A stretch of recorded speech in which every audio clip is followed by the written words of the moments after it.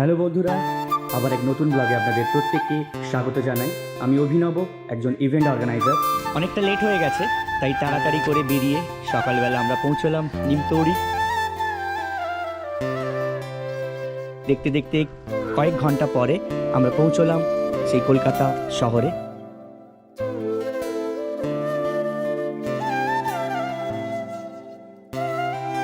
কলকাতার বিখ্যাত ক্যামেরা গলি অর্থাৎ মেট্রো গলিতে আমরা আজ রবিবার, তাই অনেকটা দেরিতে এই সমস্ত দোকানগুলো খোলে।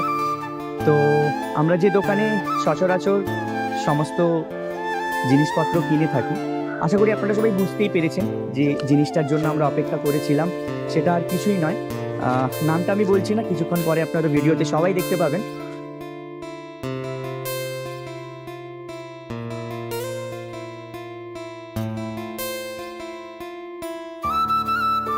আমাদের অনেক দিনের ইচ্ছে ছিল আমরা একটা মাস্টার সিরিজের লেন্স নেব, তাই অনেক চিন্তা ভাবনা, অনেক দেখাদেখি করার পরে আমরা সিদ্ধান্ত নিলাম সিগমা 85 1.4 এই লেন্সটা আমরা পিক করব।